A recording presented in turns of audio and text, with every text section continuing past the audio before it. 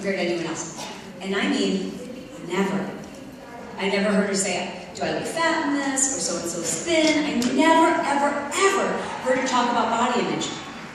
Ever. And I think, except sometimes she would say, I think I have the opposite of anorexia. I think I look better maybe than what I do. I thought that was hysterical. She goes, I just think I look good. And I thought, you know, that is why I think I don't have body issues, and I think that kids who are in homes where even if you're not talking to your kid about their weight, they hold everything you're saying about yourself.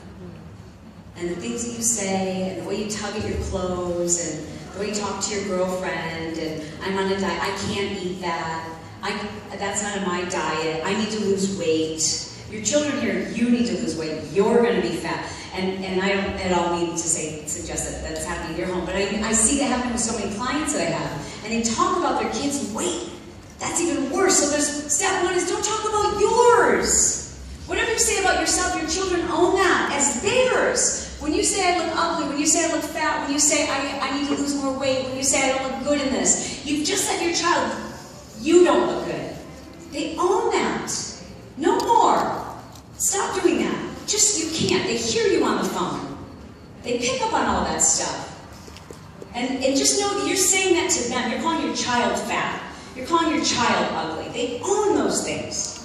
So start calling yourself beautiful. Start noticing your own progress. Start saying, I look amazing. I'm eating this because I don't have more energy. Never say diet. We don't say diet in my house. Ever, ever, ever. I don't think I ever go on a diet. I mean, sometimes I'll eat cleaner, but there's never been a diet, because in my mentality, growing up in a family on both my mom's side and my dad's side, all of our relatives were obese, and they all always talked about diets, except my mom. And they all were overweight, so I associated diet with fat.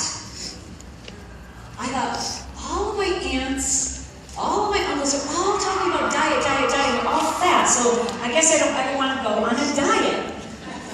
You know, that was my mentality, but we must not give that to our children, number one. Number two, God, I just want to pinch your head off if you say anything to your child about their body. I'm going to pinch your head off.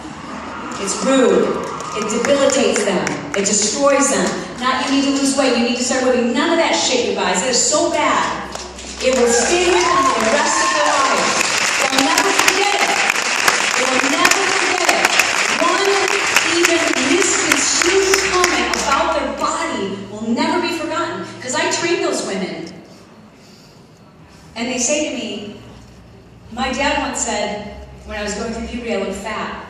Your boobs make you look fat. And here they are, 52 years old, with an eating disorder, from that one comment. Would you know that even that's how it was said? But they hang on to those comments. So what you talk about is energy, health. You talk about being a better athlete. You talk about enjoying life, but you don't talk about their body. And you don't talk about foods you can have and can't have. Just not buying it, you guys. Duh. Credit cards. They can't go to the grocery store. They can't drive themselves to McDonald's. Stop buying it. And start brainwashing them. This gives me so much energy. And then trick them. Be very, very manipulative about these things. My son, I just told him I've been putting kale in his protein shake for like 3 years. And he just turned 17. I'm like, I think I can tell him. I said, Rob, because he loves surprises. He's like, I don't eat anything green. I'm like, you have that. So, you know, you got to be sneaky about these things, but you have to uplift your children.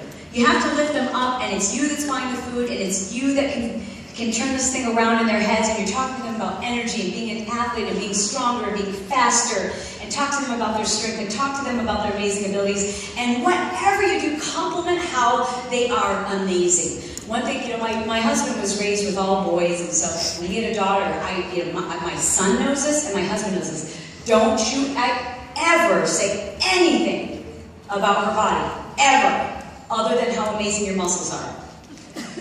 And from the time she was like 4, he's been saying, God, look how strong your legs are. You don't want to be one of those skinny stick girls. You want to be strong. You don't want to diet down like those girls on the covers of the magazines. You want to be strong. You want to be healthy. And she's always had such pride. strength.